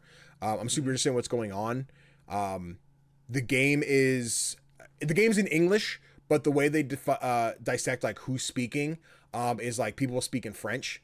But for the player, you're hearing it in English. But when you're playing as Maiken, I think I said it was, he speaks Innu, which is like the native language, right? So when someone will walk up and be like, hold the gun like that, and they'll be rattling off in French, like, sorry, I don't understand. But they're like, oh, you speak Innu? Like, oh, you speak Innu? Okay, I didn't expect a white man to be speaking. Like, and they kind of have those like things. I'm like, that's really cool the way they handle that. Like, it's kind of quick and snappy to be like, I don't understand what they're saying. But then, oh, cool, now they're speaking English, so we understand that in verse, they are speaking the appropriate languages per, race, whatever. Yeah. So that's pretty cool. I'm waiting to see where our two characters kind of collide. You kind of snap back and forth pretty quick. But environmentally, there's some cool stuff going on where, like, there's some crazy winter thing that's happening. Like, you find, and not every spoiler is one of the first thing that happens, but you find, like, a body that's been mauled by winter. And I'm like, oh, like, what does that mean? What is this? So I'm, like, expecting some, like, God of War crazy ice monster thing to roll in here and start being like, let's fight. But yeah, I don't know. I'm definitely interested in getting more into it. Once you get into it, we can kind of talk a little more about what kind of transpired later on. But I'm enjoying it enough that I'm excited to see it through more. Okay, cool. Yeah. Looking forward to like discussing it next week. For totes. Timestamp now. Now we got to hear about this chicken police. Yeah, chicken police into the Hive. Now, have you played the first one? Chicken Police or something? Painted Red. Yeah. I haven't played it, despite it sitting in my Steam library for years. But the original did like intrigue me. The polish on this game seemed outstanding. Yeah. The visuals are high quality. The writing seemed clever. And the voice cast seemed to be doing an excellent job as well. Yeah. So when I received the key from the devs to review this one, I jumped at the opportunity. Hell yeah. Since it's a visual novel, it's not gonna be for everyone, right? I guess. But it does offer up some interesting ways to switch up gameplay. Okay. There's point and click stuff when you're like mostly doing the investigative work. There's some fun mini games as well, like you're shooting peanuts off of a bottle. Okay. In a drinking game. Yeah. And like when you're actually interrogating someone, you get to choose which way you want to go. If you want to be the good cop or the bad cop. Okay. Or a mixture of both. So that really switches things up in an interesting way, I think. Yeah. Basically, you and your partner, who are both chickens, need to solve a crime that has happened in the Hive, which is a part of town where all the insects have been moved into since the segregation law was launched. Oh, okay. Now, I have to say, I don't feel like I can really judge how well the whole segregation part of the story has been handled. Okay. The game is clearly set in the first half of the 20th century, so it feels very topical. Like segregation really was a thing back then. But I'm a little unsure, like with how the game handles it, what it would feel like to people who were victims of segregation back in the day, or who would be the focus of it if segregation would come back. Yeah. Since I am too white to really know how that would impact me, I feel like I'm not sure. Yeah. I'll keep you posted once inauguration comes around over. But anyway, no, but it's an interesting thing. Like I appreciate that they try to tell a story with including this, because it's important not to forget that this was a thing. Right. I just hope that they did it justice. To me, it felt like it did, but like they did, but. Again, I'm not sure I am the right person to be judging this. Yeah. What the game does very well is nailing that film noir feeling. Hell yeah. Love that. You're a detective, and this dame comes into your office for one final case before you go on a trip around the world. This dame rolled into my office. Yeah. Like the game nails the aesthetics. Yeah. The visuals look the piece. The voice acting really reminds you of those old detective movies. There's soft jazz playing in the background during every scene. You can. What was interesting is that you can switch between black and white visuals or color visuals. Okay. But both really exude that film noir feeling. So because the color, like the color version, looks like those colored in pictures that your grandparents might have had. Okay. Back in the day when photography was black and white, but they colored the pictures in afterwards. It's that kind of Okay. So okay. it still feels very retro. Bet. Now, sadly, I do have to be a bit critical as well, because especially for a visual novel, there's a lot of spelling errors and missing words. Okay. And it feels like maybe they didn't have an editor to check on that, because it's really noticeable. Yeah. How many words are missing or misspelled, and I just think it's a shame because the writing is really good. Yeah. And the voice actors nail their performances, but when you're reading along, it kind of bugged me. Yeah. Is the whole thing voice acted? Is it? Yeah. Okay. Yeah, I think I'm thinking here for like me, right? If it's one that's not voice acted, there's a lot of typos, that'll definitely like bug me. I'm like, shoot. I think I am much more of like the music video bouncing ball across the screen type thing, where like that's just extra that I'm seeing along with it. So like I don't think I'd be something I would notice, or probably wouldn't like bug me too much with the type. Of course, I think you should have it as quality as you can make it. So if we can, get those things updated, but yeah, that sounds like definitely something that should have been reviewed before. Is it like full release? Is that an early access? I don't think it's full release. Okay. So that's why I was surprised, because the rest of the game has such high production levels, and it really stood out to me, the amount of errors. Yeah. I also have to mention, I didn't run into any of these myself, but a lot of people in the Steam reviews complain about bugs, and some of them were even game-breaking bugs. So some people haven't been able to finish the game because of that. Got it. I'm hoping they fix that. I guess they will, but it's worth mentioning, like maybe wait a little bit before getting the game. I don't know. Yeah. But yeah, all in all, it was a really entertaining game. Okay. Hell yeah. I laughed out loud, which doesn't happen all that often with games. I also like that there's a little bit of like meta commentary in there. Okay. Because some of the characters seem to be aware that they're part of a video game, which is interesting. I love that. Yeah. And yeah, it's if you like visual novels and detective games, then by all means give this one a try. Okay. Hell yeah. Yeah, I'm glad to hear like you've liked it enough. I got to stop and play a little bit of it at PAX this year. I think the big thing is stopping to play a visual novel while you're in a group of 4 people kind of watering the show floor isn't the most like, that's not something they can really watch over your shoulder as well as be entertained with. So I only really, it was like the intro. It was like, you're at the apartment, I'm drunk and I lost my keys. And like, that's all I really got to play. But like, I love the visuals. I love the like collage-esque, like hyper realistic character, like animal heads on bodies and stuff. Like, this is cool. There's something here and I really dug it. So yeah. Hopefully they can get all those little weird bugs and everything figured out, but I'm glad to hear you liked it. Yeah, absolutely. Yeah. Absolutely. What about your final game? Because I really baby. So, Topher, what if I told you Pokemon could play volleyball? I would be shocked. Well, it's time to be shocked, friendo, because BeastieBall is here in early access, and I'm loving this game. This was the one last night Where I was telling you, I was playing Two Falls last night. I couldn't really commit to it because we got a Discord call. We're watching Deadpool. Not something I can play a visual, like a dialogue heavy game. So I'm like, let me hop into BeastieBalls. I did receive a key for this one. However, I also backed it on Kickstarter. So technically, you have my review key and I have my Kickstarter key. So take that how you will. But I played the demo for this last year and I was okay with it. I'm like, this is fine. I was really confused on how exactly the combat worked. I couldn't really wrap my head around it.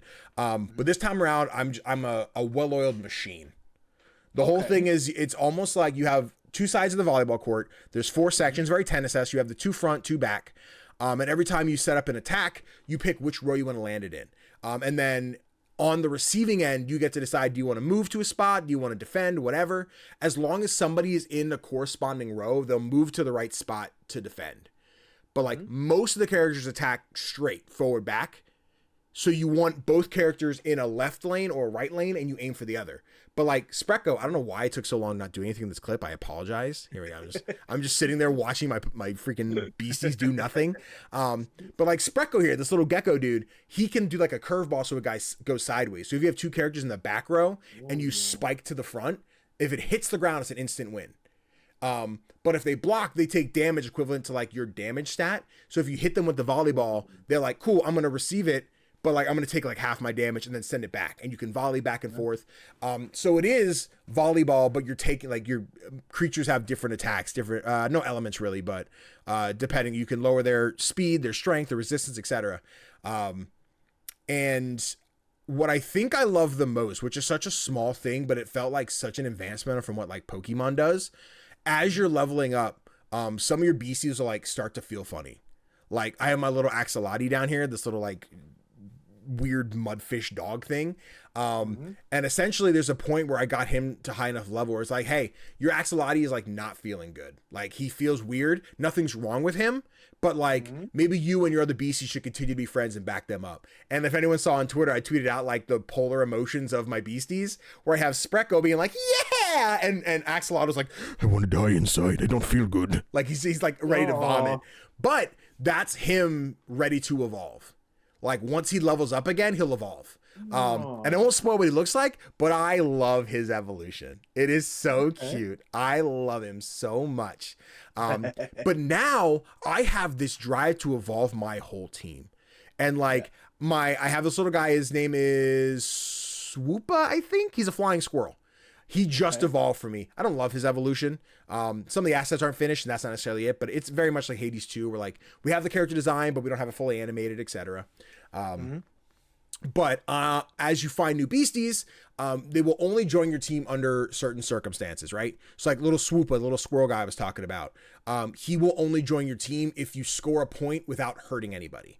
So like I was saying, like if you hit the ground to win, he'll be like, oh, that's pretty cool. Can I come with?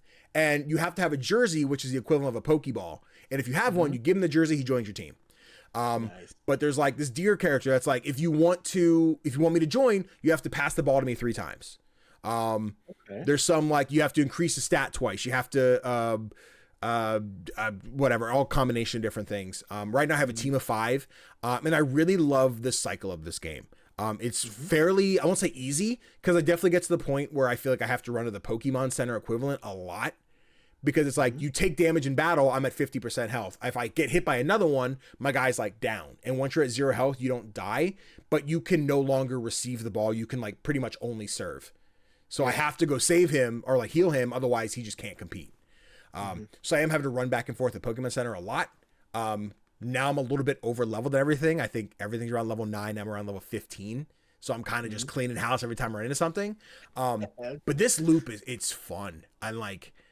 I'm trying to see if the game didn't explain it well enough for the demo. And now with this early access build, I'm like, shit, I'm in it, dog. I'm loving every second I'm in here. I haven't lost like a gym battle yet. I've beaten the first one. I'm on my way to the second one. Like I just got to the town.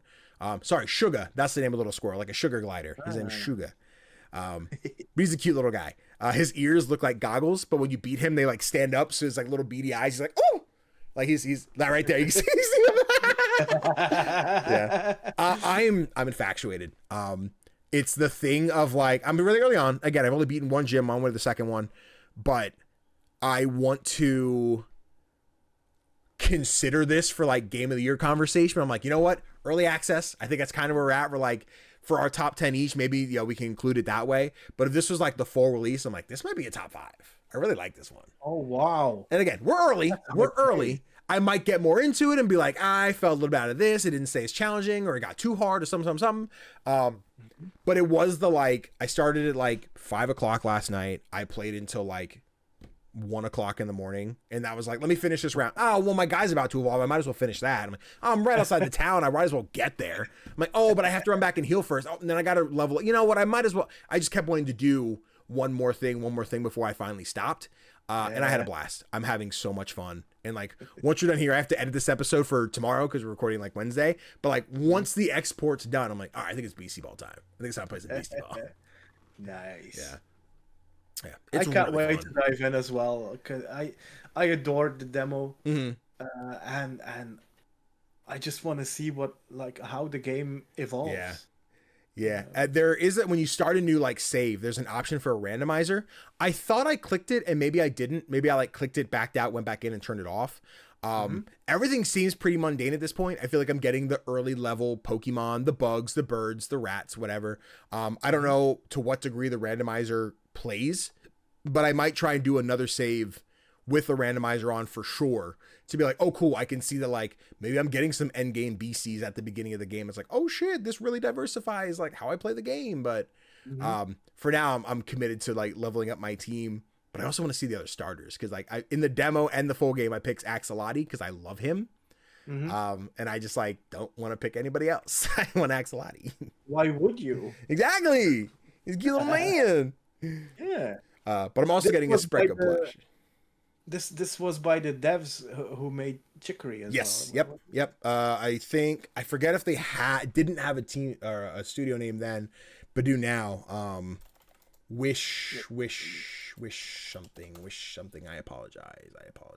Wishes Unlimited. Wishes Unlimited. We knew that. It was easy. We got that. Yeah. No, I'm excited. I'm really liking BeastieBall. It's really cool. Who would have known that a sports game would be so high on our honestly, and it's the thing again of like Nintendo Game Freak keeps dropping the ball with what Pokemon has become. Where like the amount of things I could bitch and moan about with Scarlet and Violet, right? And we won't do that here because it's not indie, whatever. But like, man, they just dropped the ball. But then you have Cassette Beast, Temtem, BeastieBall, like other games taking on the same formula. But like, how do we change it to make it unique? And like, this is one where like, it doesn't seem like there's going to be like 150 Pokemon to look forward to, like you would in like any other Pokemon game. But like, you have diverse creatures you get to experience for the first time. You get to play it in a new format. You get to explore the world differently. It's just really, really fun. Nice. Get beastie with it, you know? See it. Yeah.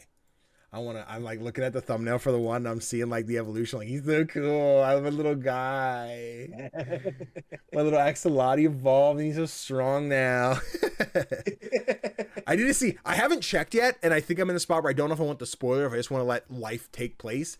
But like, Spreco's my other like. I think he's like your given starter. Like when you start, you're like, here's the 3. You get to pick one, but then you're like, oh, but you need another team member, and then Spreco joins in. I think you have to have Spreco. But you get to pick between another. So you kind of have like partnerships. And then speaking of that, sometimes the beasties can like work together. So when they're like, oh, these two found out they're best friends, now they have combos. So whenever you like go into a fight with the two of them together and you do enough turns, they'll be like, especially with like Axolotl and Spreco, they have one where like they increase all their stats, and then every turn they heal a certain amount. I think it's like 6 points every turn they'll heal. But then I have another 2, which I think is Suga and that deer one I was talking about. They are rivals. They're like, they found out that they hate each other. And I forget exactly what their combo was. I unlocked it, but didn't charge it up. But I think they do like damage to the other enemies and like push them to the back of the arena. So like there's different combos, which I'm like, this is not something I expected. This is fun. It's just fun. The game's just fun. I've said it like 7 times. The game's just fun. Sometimes that's what you need. A game that's just fun. Just a good, fun game, dude. Yeah. Oh boy. But yeah, guys, play BeastieBall. Yeah. Good time. Timestamp. Good. Look forward to it. You got that key though. Let's see here. Quickly, we'll jump into the indies releasing this week because we're already on like an hour and 40, so we gotta get this shit done. This is from November 15th to November 21st. We have Great God Grove coming on November 15th for Xbox, Switch, and PC. Lake of Creatures coming November 15th for PC. Inspector Waffle Early Days on November 15th for PC, and the Game Boy Color, which is wild. I like Inspector Waffles is something else. That's one that like it has the Game Boy style. I'm like, oh, it'll just be on PC. And like, nope, we got a cartridge. Like, what the fuck? They're crazy. They're insane. I love that. Random Assess Mayhem comes out November 18th for PC. Towers of Aghasba? I don't know how you pronounce it, but it's no idea. Aghasba. November 18th for PC and Early Access. Dimensionals November 18th for PC and Early Access. Stray on November 19th for Nintendo Switch. Threshold on November 19th for PC. Toads of the Bayou on November 19th for PC. Stalker 2 Heart of Chernobyl on November 20th for Xbox and PC. Locomotive on November 21st for Switch and PC. On Your Tail November 21st for Switch and PC. And then Dungeon Crawl on November 21st on PC and Early Access. And you can check out all those games this coming week. November's crazy. Hold on. November 21st is just banger and banger. Yeah, I'm looking at Great God Grove, which I'm really excited for. But then Locomotive and On Your Tail. On Your Tail is like surprisingly probably what I'm most excited for right now.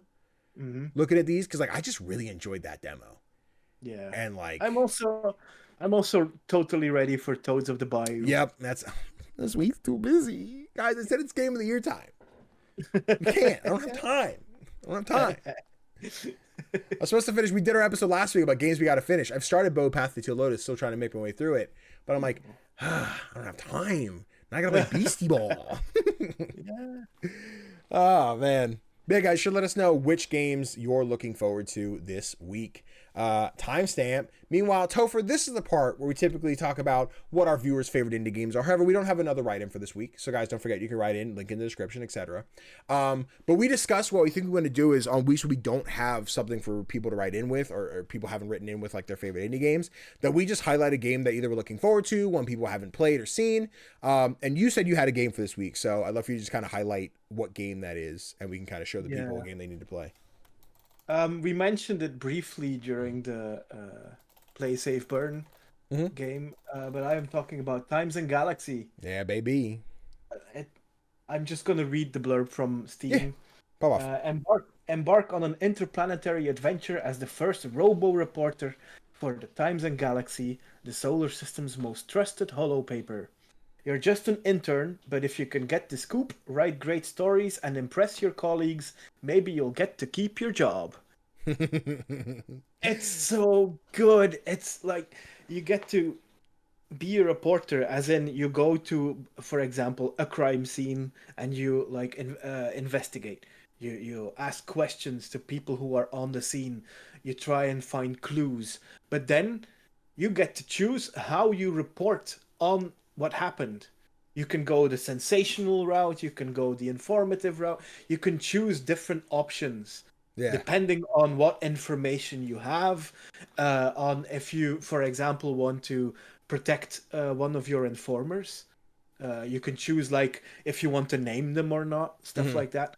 But the thing is, one moment you're at a crime scene, the next you're at an intergalactic cat show.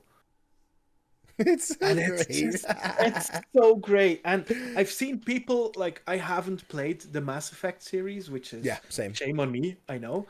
It's tough, but it's tough. Like when people were talking about fellow traveler games from this year, you have 1000 X Resist and this one, and people mentioned that both of these games carry elements of the Mass Effect series.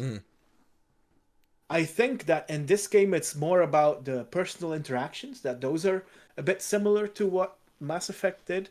I'm not sure because I haven't played them, but if you like Mass Effect, play Times and Galaxy. There you go. Yeah, that's it. N7 day? Nah. It's Time to Galaxy day.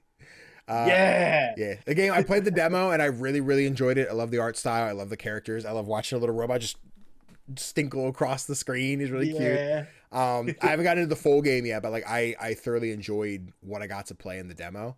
And definitely this is one I could sink some time into and hopefully there's room on the schedule for that. Yeah. I'm hoping that December will be like a really calm month, so I can play my backlog from this year.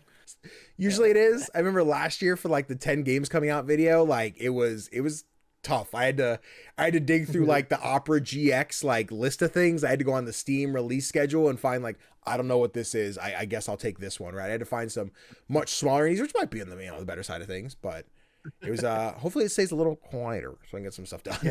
Yeah. Please, devs, please. Yeah. Please. Just Merry Christmas, take a break. Don't do anything. We want to play your games. Just allow us the time to play your games. Let's just push to February. You got time. You're right. Don't do February. That's Monster Hunter. I'm sorry. I'm playing nothing but Monster Hunter. Yeah, we can do something else. Oh, I'm excited for Monster Hunter, man. I can't wait to play Monster Hunter. Oh, man. But with that, I totally forgot. I did put on my Instagram story asking people to write in with one more play, save, burn. And thank you to Design Guy Kanai, the real one, the OG. Shout out to you because you're the only one who's written in so far. I can see you guys seeing it. You guys are bastards. Why don't you pick games? But Kanai gave us 3, not indies, but some bangers. Okay. So I don't know how these are going to hit for you. But he gave us God of War 2018, Ghost of Tsushima, and Last of Us Part 2. I have played God of War. Okay. The end. Okay, fair enough. But I could like kind of rank them because The Last of Us I don't want to play. Okay. Because I feel like what I've seen from both of the games, it feels like they're really emotionally manipulative, and I don't like that. Okay. Towards the player, you mean? Or okay. Yeah. Also, I already know like the big twist from the first game. Okay. And that keeps like, I feel like that's one of the big reasons to play it. Sure. So, yeah, I don't know. I get you. I would burn that one. Okay. Interesting. And I would play Ghost of Tsushima because I haven't played that one yet. Yeah. And also because I'm kind of excited for the sequel. Go some Yote, baby. Let's go. Take that. Yeah. We're getting a female pro tag, you loser, emasculated men. And Erica, fucking cool. Let's go. Yeah, I'm so excited for Yote, dude. I'm gassed. I think I'm probably in the same spot for different reasons. I think I did God of War 2018 was like, I think that was the year before I started like focusing indies a little bit more. But God of War 2018 was my game of the year for 2018. I said I had a connection with like Kratos and Atreus being like dad and son not understanding each other, and then like me and my dad just like butting heads a lot. We're like, dad doesn't listen. I'm like, dad, just hear me out. But you know, that whole 9 thing. So I really like related a lot to that one. Plus, Kratos is just a badass dude. It's such a cool ass game. Yeah, I love those. So I would definitely play God of War. Okay. I love The Last of Us. You are not wrong about like emotionally manipulative, but I guess I don't look at it the same way. But like, I think I've seen a lot of people, we'll say some ex-friends, not because of this, just for other reasons, but they were not big on Last of Us because their whole thing was just like, oh great, video games say if you're gay, you have to be tortured, right? Like that, they're like, that's the message of Last of Us 2. And I'm like, I don't think that's the message. I think that like, you're taking that out of context as someone who hasn't watched or played it.